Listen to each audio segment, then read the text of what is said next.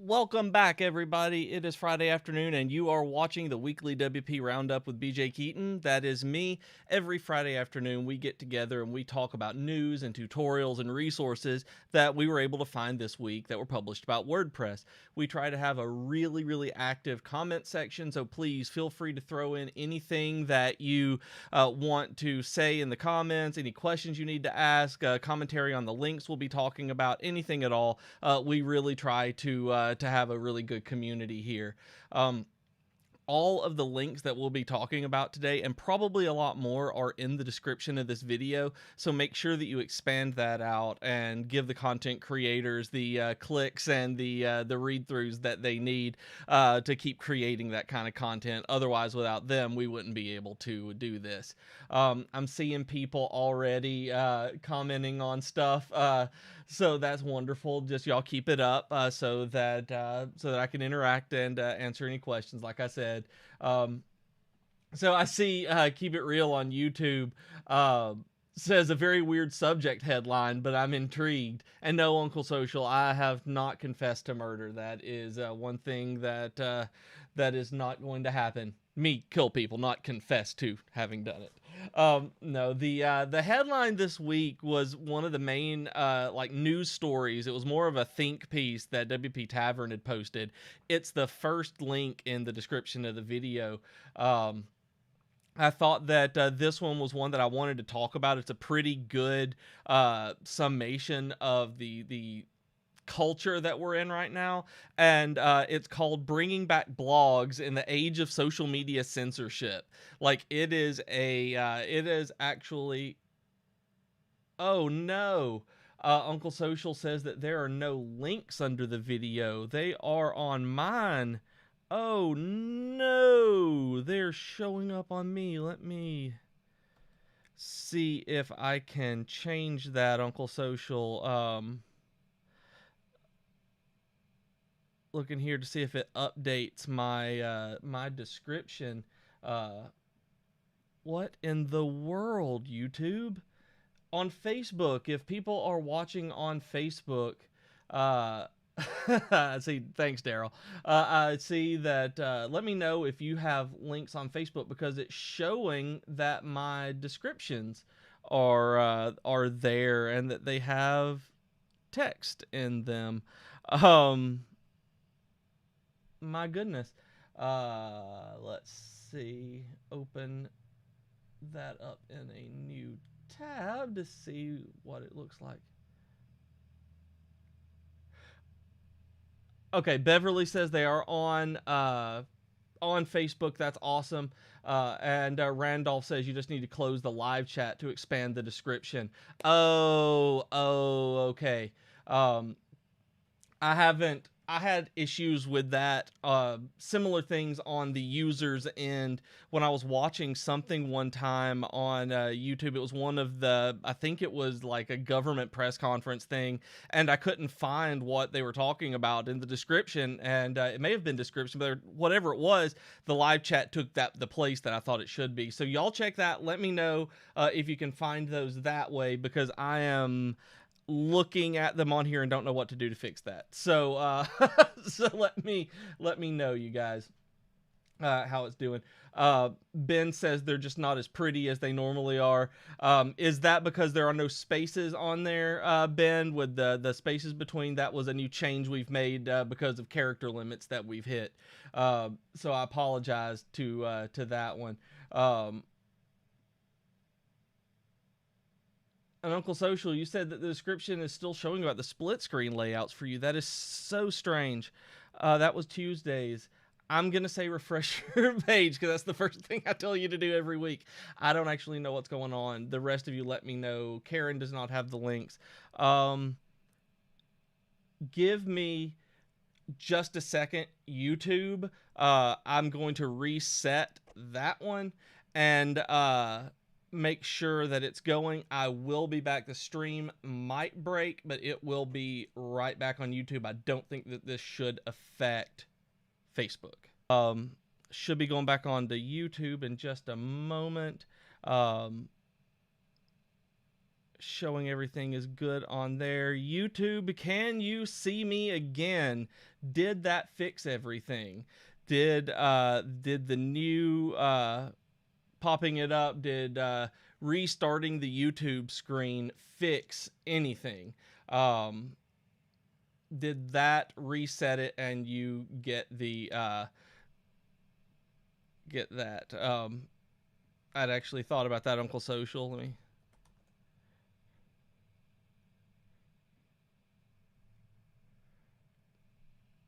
My goodness, that makes me very sad. Let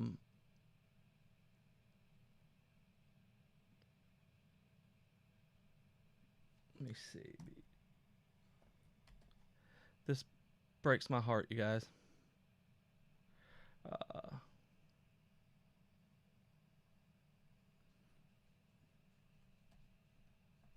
One second, y'all. And apparently they are censoring my links. There on YouTube is the in the links to the description is the link to the paste bin that actually has all the links. That was a good idea. I'd thought about that, Uncle Social, and didn't know about it. But hopefully they're there. I'll keep referring back to that. I will see. That makes me very sad. I don't know what to do to fix that.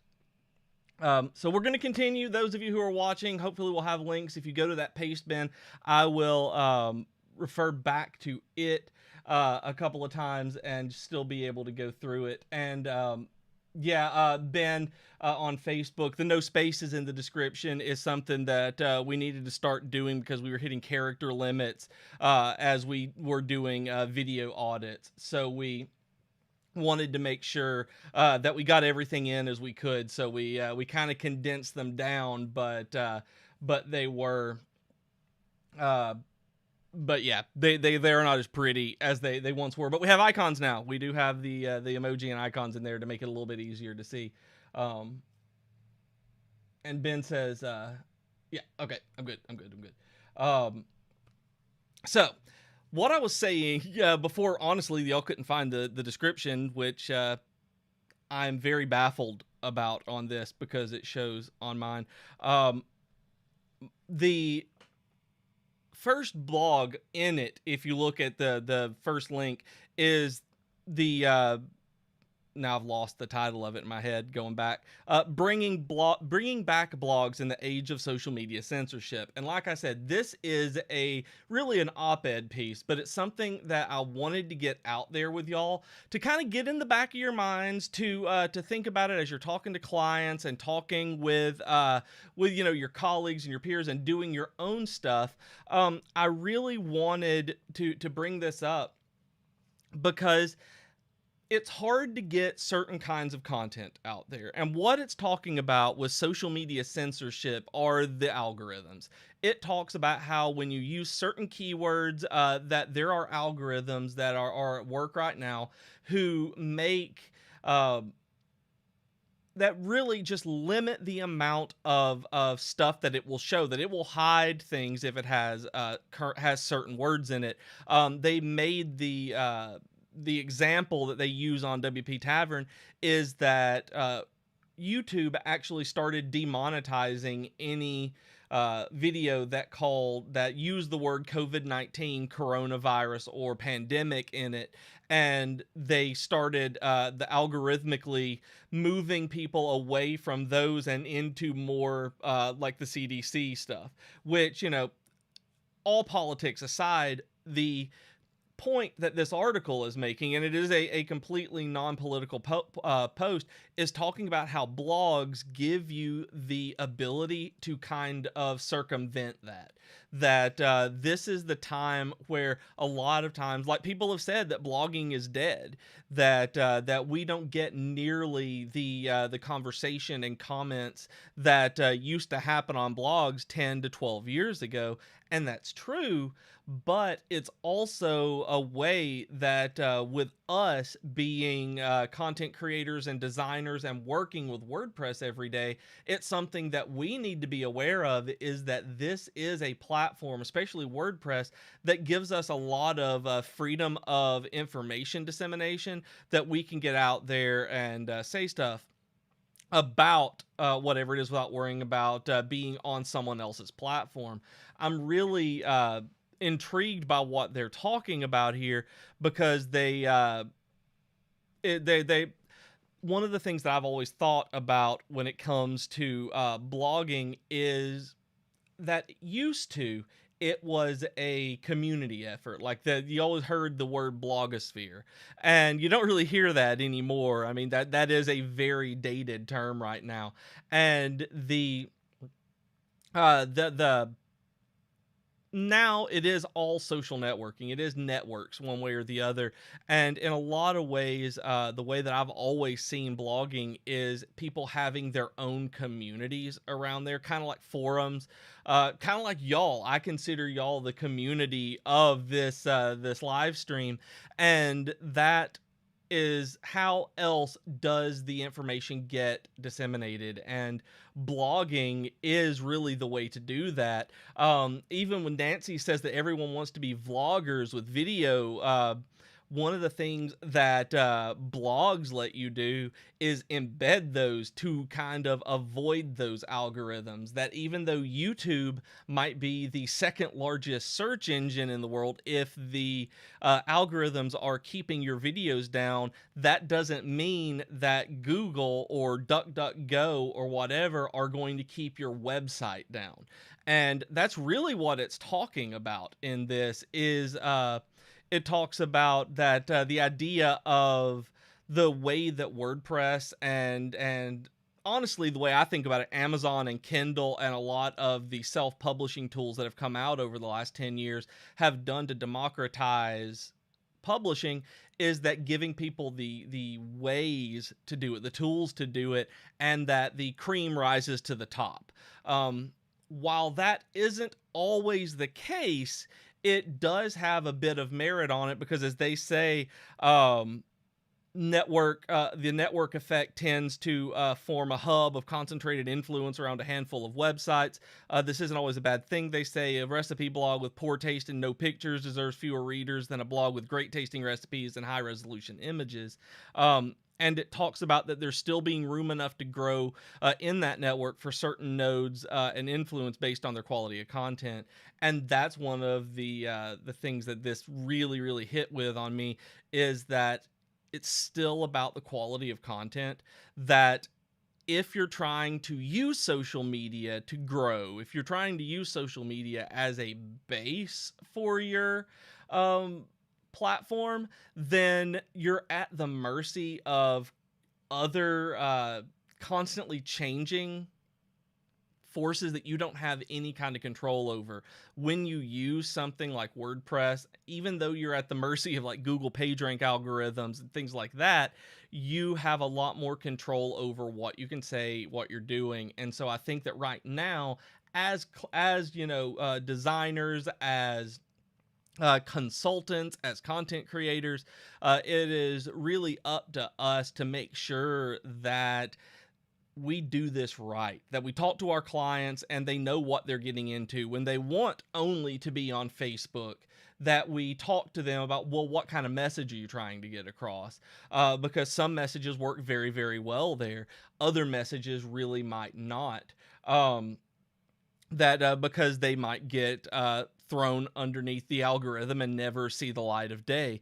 So there might be a better platform for it. And that's really what I took from this, on making sure that that you're putting the right content out for where you're going, and that if you have controversial content, if you have really truly trendy content, and that is very relevant, you may or may not get seen on social media for one reason or another, but being able to control the source yourself and having an RSS feed is really power, because you can get that out there in a number of different ways where you're not subject to those algorithms. So while TLDR, what it's talking about is that because you can't control these other ones, being on WordPress, being a blogger rather than a social media influencer or a vlogger, or someone who is reliant wholly on an external platform, you have a lot of power, and blogs and that kind of website and content creation are only going to get more powerful.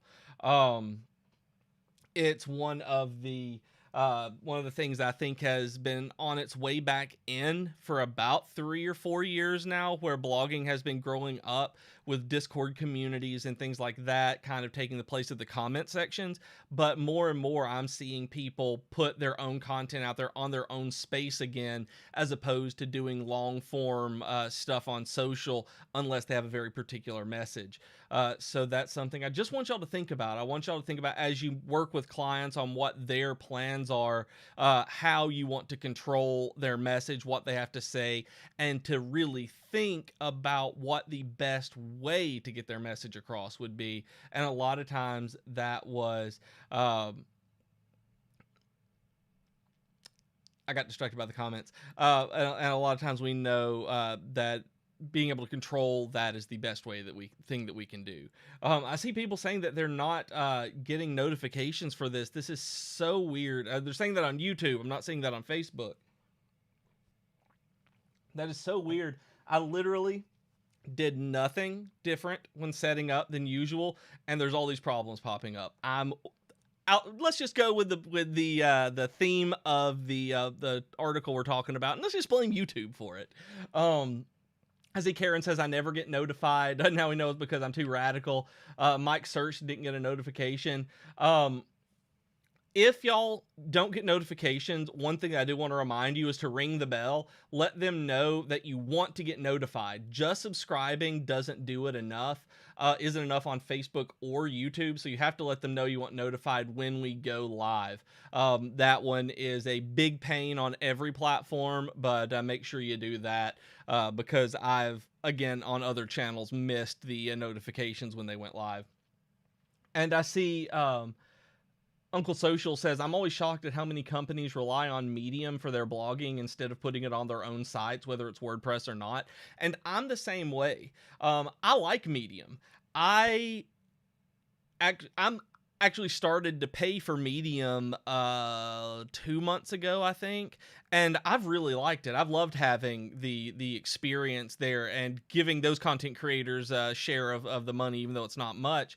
I don't understand why so many big publications use it, because they are at the mercy of someone else. I like Medium as a platform, as an idea, but I don't like the execution of it. I like the way it writes. I like writing on there. I have thought about using it as a secondary spot of publication for some of my gaming stuff, but not the primary one. And over again, I see people over the entire time that I've worked at Elegant Themes since September of full-time September of 2017, that all the time doing this stream, I'm seeing people move from Medium being a big deal. And so that again goes into that we need to control our own information one way or another. And I see Graham says on YouTube that most of my clients love blogging, especially my client Autism SA. Like you said, it's a community of people, parents coming together, but not for most of my clients, that some prefer vlogging. And I like vlogging. I keep wanting to go into that myself, but I don't think I have the, and you may think this is weird because I'm live streaming right now. I don't think I have the personality for vlogging. I'm still too much of a writer. But I think that even vloggers need to have a WordPress site, like I said, to embed their videos, to be able to control the feeds, to have different email lists, to be able to make sure that they post and that content is always going to be there as long as they maintain it themselves. Even though I don't like the idea of WordPress hosting videos because they're so big, bandwidth is insane. Y'all don't want to do that. It's a bad idea. I think that keeping backups and everything of all of it may not be the worst idea for if something happens. I mean, you don't want them uploaded, but you may want them in cloud storage somewhere else, or, local backups. It's one of those things where always be in control is the best way to go about it. And if they prefer vlogging, that's great.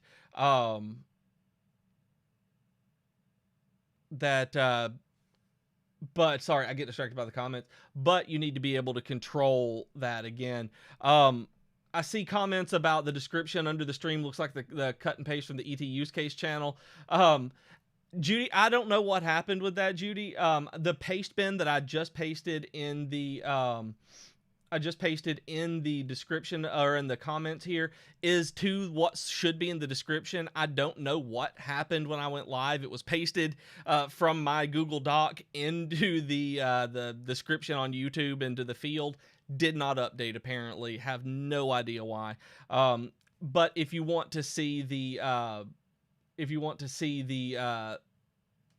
links and everything, and you're not seeing them on YouTube, that's where you can find them right now. I do apologize about that. And namaste, Mr. Intellectual. I see Shamim here from Bangladesh. That's awesome. I see that 147 Dev is not getting notifications, and Gene on Facebook says that this is the first time they've been notified. So it's this kind of thing, y'all, that where there are things that go on. And don't you like my little things? Like this is my little glitchy bug things gesture, because it's things that we can't control. I did nothing differently today than usual, and I have no links in my description on YouTube. I don't know what's going on. I can't control that. I can't troubleshoot that. I restarted it and came back, and it still didn't update anything. And that's insane. Like, that's why these platforms, why this blogging, this kind of blogs are dead, long live the blog thing. Like, everybody says that they're dead, but in the end, being able to control and troubleshoot your own stuff is going to be the strongest that it can be. And that's like Uncle Social said about the paste bin with this, like that is an external site, because I can't just go and publish a blog about this. That's what that is for things like this. But when the stream is over, it gets archived. I'll be able to go back and do it then. But there's always something about that really always want to be on my own platform. Like my first inclination on that was like, oh, I need to go publish a blog about this. And it's like, I can't do that. That's not permitted. That's not how this works. So it's automatically going to the thing that I can control, and that's really the point that I want to make to y'all. When this came up, when I saw this article, and it is a great article. It's the first one in the list today under news. So on YouTube or Facebook or Pastebin, wherever you can find that. And it is a very long article, but it is very, very, very worth it. Where it talks about people being able to write without fear, be able to put their content out, knowing that it will be seen without being at the control of algorithms and censorship. And I say, and Judy says, it's just the gremlins. They have to prove they still have control once in a while. Open the link in a new tab so I can follow along. And we love bugs. There, Judy, the fact that you said that you love bugs is proof that you are a web developer, because no one else on the planet would want bugs except for someone who would want to fix them for a living. And Karen says I was a teacher, so I could definitely be a vlogger. It was so tiring being a teacher. This stream is very tiring. Like, I'm on solidly for an hour. Being a teacher was one of the most exhausting things I've ever done, because it was being on, but it was just a totally different level of on, where it was just so draining that it was, I don't know if I could do that. If that's the same energy I need to put out for being a vlogger, I couldn't do it. Like, if those are the same, don't think I could do it. And Nobody Panic says that people should be having backups of the video content they create. And I said that. I said that earlier because I've heard lots of people say that once they upload to YouTube or Vimeo or whatever their chosen platform is, that they don't keep backups because the file size is too large. And it just blows my mind. It's like all of the time, and video editing takes so much more time than audio editing, at least for me, that it just I don't understand. So I agree, they should have backups of video content they create, at least for a certain time frame, anything like that, the relevant time frame that you're going to need to restore at some point. And Mike says, agree about being a teacher. I do e-learning. Much respect. I've never once taught an online class, and I have friends who are still in academics who are teaching and have had to make the transition this semester, like a lot of y'all may have, from the classroom in person to online. And I can't imagine having prepped an entire online course, because I never had to do it, versus taking an in-person course, an on-ground course, and putting it online. It's just insane. So anyone who's doing either of those right now, much respect, much love. It is hard work. And Karen says 8 terabyte drives are so cheap that back up the backups. Are they cheap now?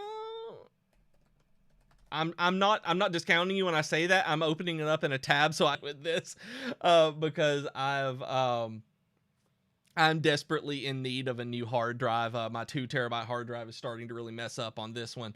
I have a couple of SSDs over there I need to install. But yeah, I'm looking that up. It wasn't me being like, are they? Kind of questioning. So it's like, are they?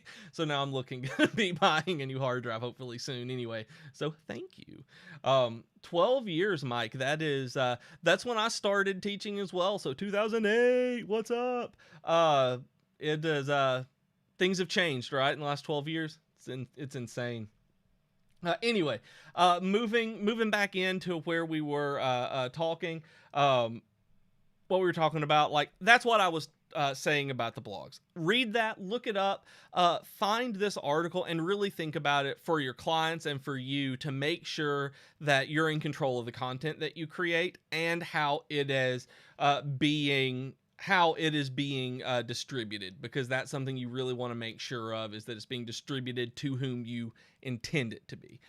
Now, the second link under there is one that you can also find on the Elegant Themes blog. This one is our Divi Meetup Network community update for April.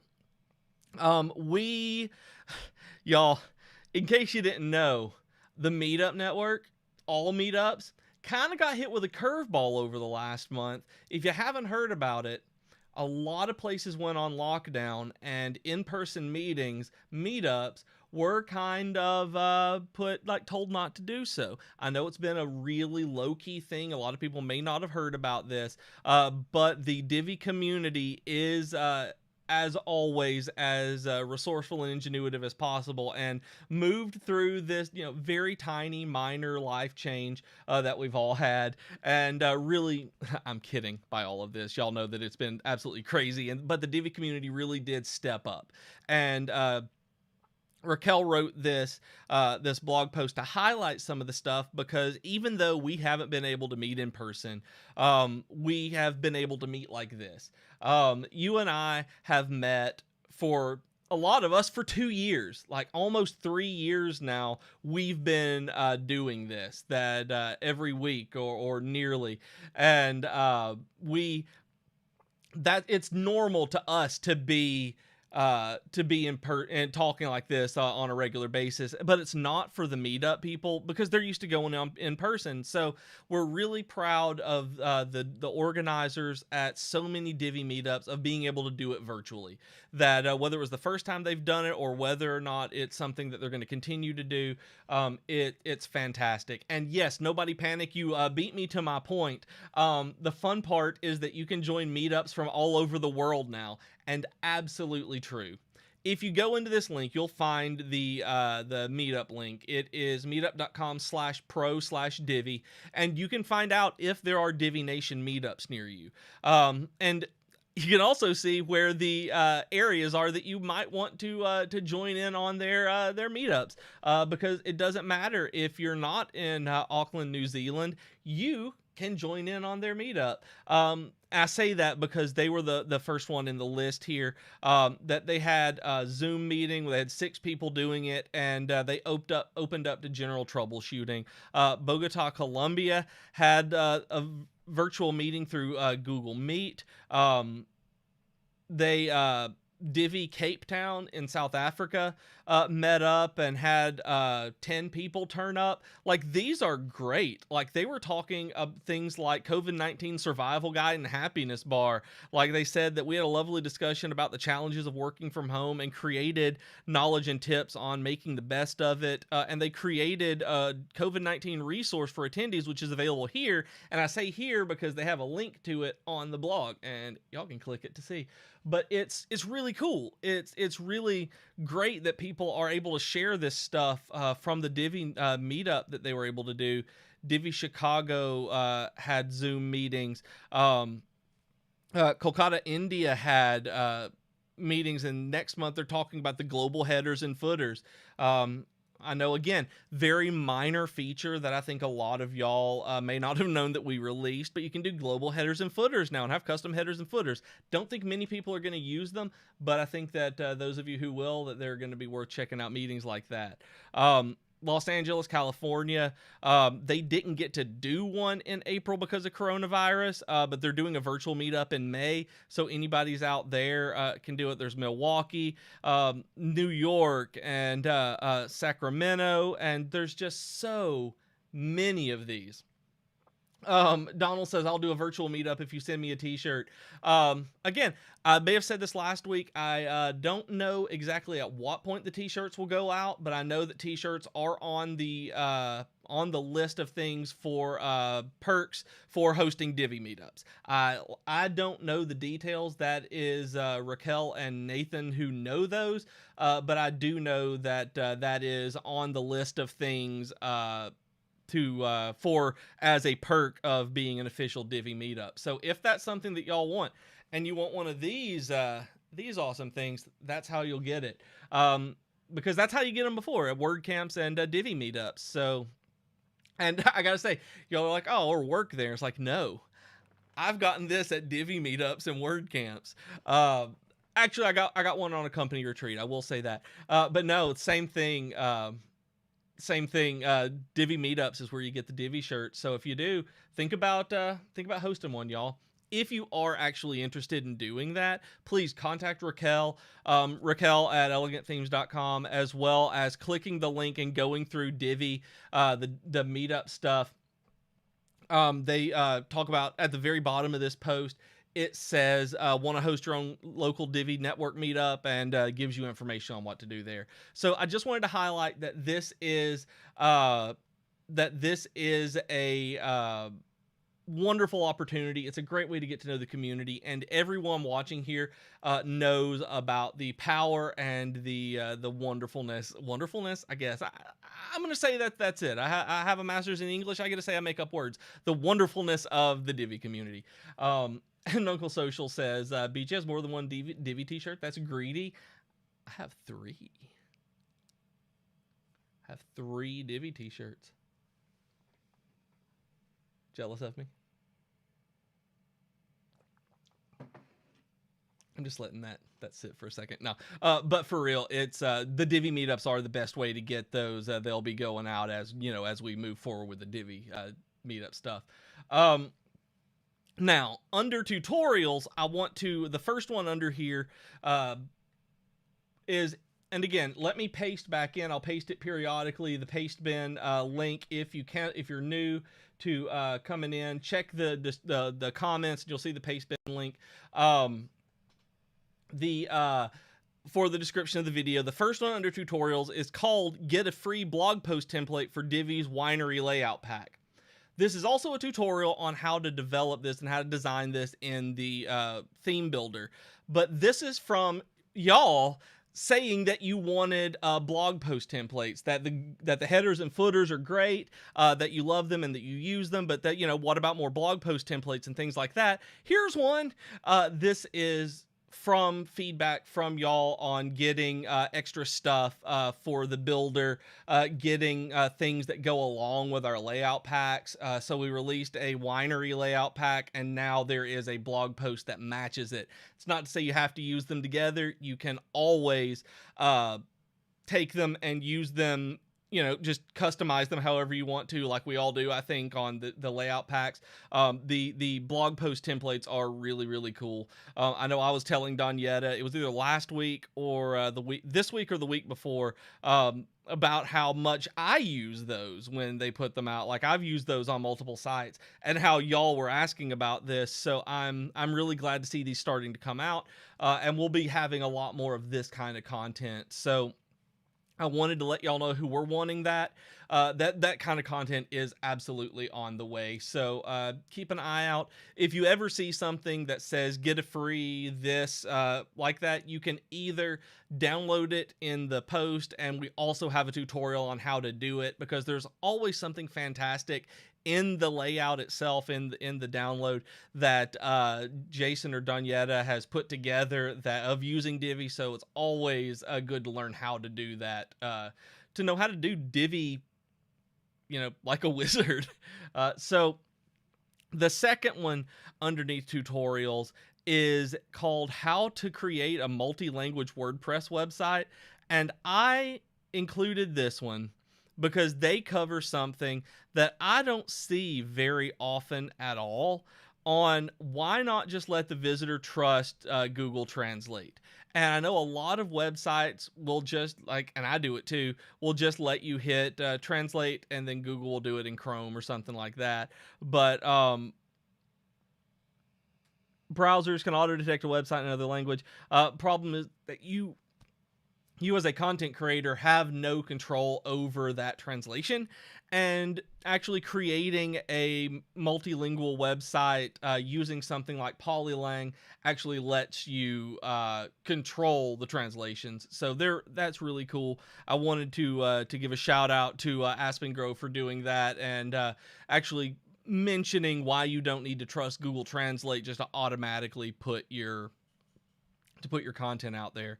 And again, one of the tutorials that we did on elegant themes this week that Jason did was how to create a full split screen layout with the unique toggles in Divi. So in case you were curious about anything else, you can click the description of the video on YouTube and see more about this, because apparently YouTube didn't like my description.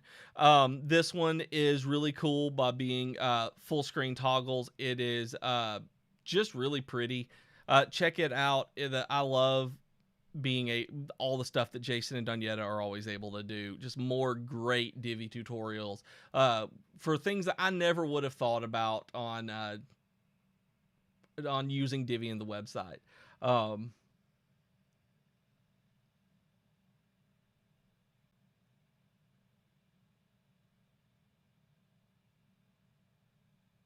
Oh, sorry. I was reading comments on comments. The Chinese product, Uncle Social says Chinese product packaging should teach all monolingual English speakers about how bad machine translation can be. And as English speakers, that's the only time we really get to see the bad side of translations gone wrong. Yeah, it can be absolutely terrible. Like when you're trying to put anything together that was machine translated as from the instructions. Like it can be terrible. MB says a terrible scroll effect example can be seen on Slider Revolution. It's so irritating that you leave. Well, I did. What kind of effect on that one was that you left? And I see on Abdullah. I say Abdullah asked, what's today's tutorial about? Today is the live stream that we do on Fridays, obviously, on going through different links and community resources. I don't do a tutorial, but have a list of tutorials in the description of this video. So, so check that out, and you can see all sorts of different ones that we've curated this week. And I see Ben Hayden says, I see new blue shirts. Ben, on Facebook, do you mean from like thumbnails that you see? Because I'm thinking that we actually had a discussion about that, and it's a filter. We were all excited that we had different color ones as well, and then we saw it and saw that it was, if you're talking about Mac, it was from him doing a filter on that. We were like, where did you get that shirt? We were excited too. So moving forward a little bit, this one I know will go to y'all. For y'all who work with clients all the time, TorqueMag did one that's called How to Prevent Your Clients from Accidentally Deactivating Plugins. This might be the best topic that I've seen in a long time, because I never really thought about doing this outside of like user roles. And this goes into the PHP involved in keeping them from being able to see to not change things, as well as using the plugin user role editor, which I've mentioned on here before. But it talks about the like removing the deactivate link and things like that, so that you can customize just that part of the user. I think it's fantastic, and if y'all have not set up where your clients cannot deactivate plugins and destroy the site, might be something worth some checking out. I see Ben says Mac is wearing one in a new video. If it's the thumbnail, then it's a filter. If he's wearing it, then I'm going to absolutely find out where he's getting that one. And then Reed says regarding the changing the deactivating of plugins, says that Multisite is a way you can create a network admin area, and for every site under it, you can set it to only network admins have access to the plugins. I need to play around with Multisite more. I want to play around with it. I want to use it. I actually have a kind of a hub of sites that I want to move into Multisite, but just haven't done it yet. And that's kind of one of the things I want to do. I run the same setup on all of them, and it's to manage plugins is really the main thing I wanted to do, and do stuff like that. So you keep pushing me in that direction. Leanne says we use Multisite, that it's so great. How many sites do you run on that one, Leanne? I'm curious, because I know of the sites that are either WordPress.com that are running a multi-site installation, or like me, like I want to, that has like 2 sites, like 3, maybe 4. And then like, I would really like to know how managing dozens of sites like that would be. Are y'all running half a dozen to a dozen? 7, yeah, that is a lot for me on one site. So I'm curious, does it work well for you to do that? Is that really the preferred way? Like you said, so great. So I'm assuming that is going to be the way that y'all continue to do it. Michael Fast, sorry, asks about what the best plugin for membership that's compatible with Divi. What is it that Jason used for a thing? Membership with Divi. I know the article. How to build a membership site with Divi. Jason did this one with MemberPress. I know that. Sorry, Michael. Apologize for that. Michael, that Jason had done this one a while back on MemberPress and Divi so that they work well together. I know there are others. I actually use CodeBard's Patreon plugin. That one works well with Divi. I've had good luck with it in the past. If you use Patreon as a kind of a membership platform for taking the payments and things like that, just depends on how you want to do and how you want to do that. But MemberPress I know works, and I've not got any other experience with those. I hope somebody else out here does. Leanne says, yeah, there are some general issues with multi-site, but generally I like it. Video has 100. You have 100 sites on a multi-site. And Reed says, yeah, it's not bad. I had 20 sites on one multi-site because that's because I use a WordPress toolkit for security, and there were some bugs I had to shelve the idea for now. And Vincent uses multi-site for sandboxes.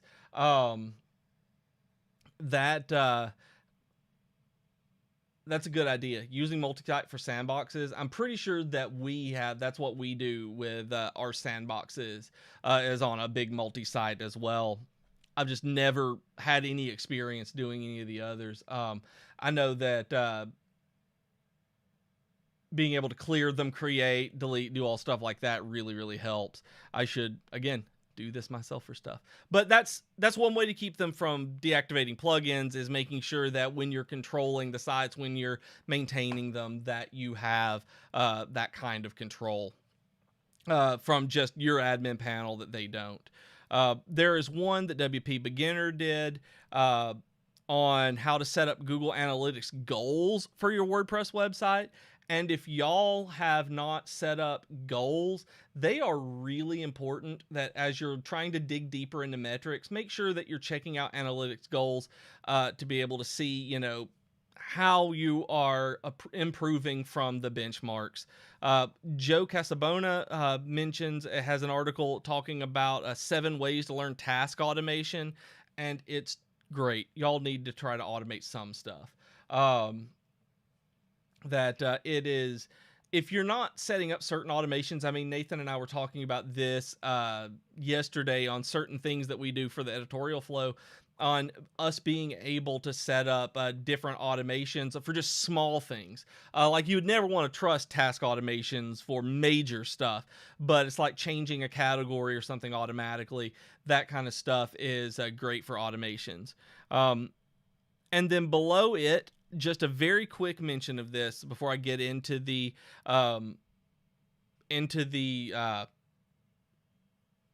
tutorial section. My brain shut down there. Is a CSS tricks article on explaining LH and RLH units. Like we've mentioned on here before, the PX and LW, VW and VH and things like that. This one is dealing with LH and RLH, which if you're not using or haven't used them in the past, those are for line height.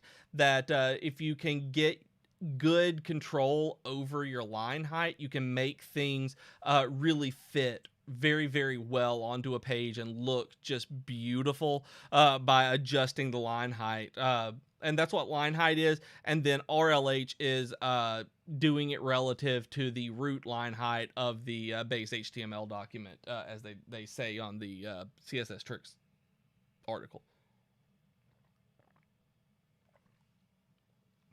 Video says regarding multi-site that got to know what you're doing though with Multisite. And yeah, if Leanne says that they rely on their partner for tech issues, so that's I I don't blame you.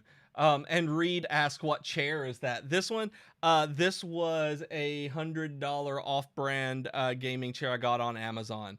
I honestly don't know the brand of it because it was just one that I found. I like it. I like it a lot. It has a footrest. I can lean out and recline. It's like a pseudo recliner in my office, and it is delightful. But in terms of just what chair it is, it was a generic off-brand one that I found on Amazon when I didn't want to pay a full price for a gaming chair. But it has been great.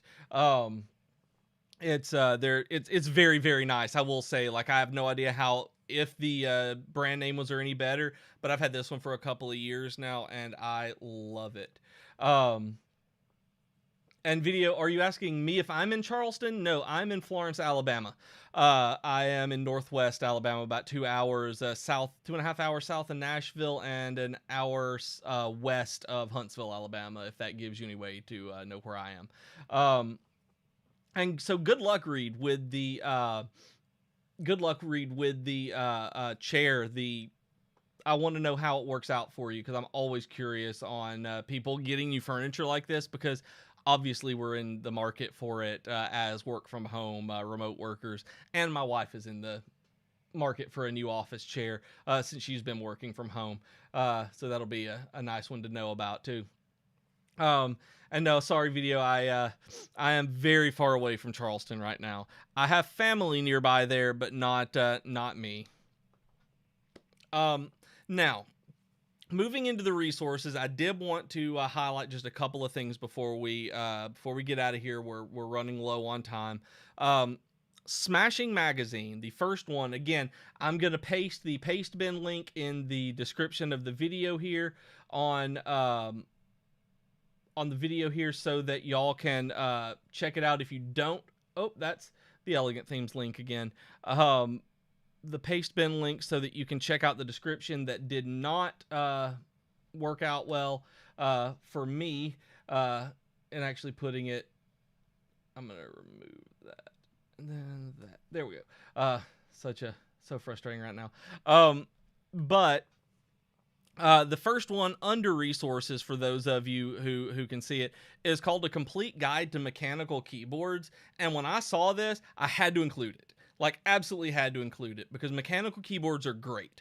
If you've never tried one, you're like, people talk about these all the time and I just don't get one. Like, I bought a hybrid mechanical keyboard where it's what the Razer Chroma keyboard, because it was cheap. It was like $30 on sale, and I love the thing. I like the tactile feeling that it has. I like the clickety clack part of it. You get used to it, and I've started really liking the feedback that I get from pressing the keys. So next time I get one, I'm actually going to get a fully mechanical one that will go much not much longer, but that'll be even more solid, because I've run into some issues with the space bar on this one, and I can't replace the switch on it, which is why I want a fully mechanical one. I do love it, but they are, like Uncle Social says, in one office I was called Chopin for being such a noisy typer, and they are noisy. If you're around other people, you may want to consider it, but there are some mechanical keyboards that have softer sounds for the keys, so you can try that. I really like the clacky noise now. It's as Nancy says, I love the clacky noise.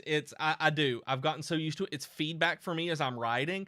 I keep the sound on my iPhone when I'm typing as well, where I hear the tick tick tick tick tick tick tick tick. It gives me that feedback I'm doing it right. I don't know. I love them. And if you don't know anything about mechanical keyboards, I put this one in there so that you could give it a shot, because I know that I was really late coming to the party, and now I am absolutely sold on that. And Dave wants the clickety clack sounds. Like, I don't know if you can hear it, but you can. actually hear the clicking. Leanne says it would drive my hubby crazy. It's one thing that I can say. My wife at first, when she would hear me when she was at home, it's like, that is very loud, and like that would distract me, and I don't even hear it that much anymore. It's become that regular a regular part of it, and she hasn't said anything since she's been working from home, so hopefully I'm not actually getting on her nerves with it when I'm writing. And yeah, William on YouTube says mechanical keys last longer for me. No more new keyboards every 3 months. They do last longer. Like this one, while I've worn out the space bar on this one, it's not from typing on it. It's from typing and gaming on it. Writing as much as I do and gaming and smashing the space bar has made it where one side of it sticks from where I've been mistreating it. But I don't think just using it in ordinary like work situations it would do that.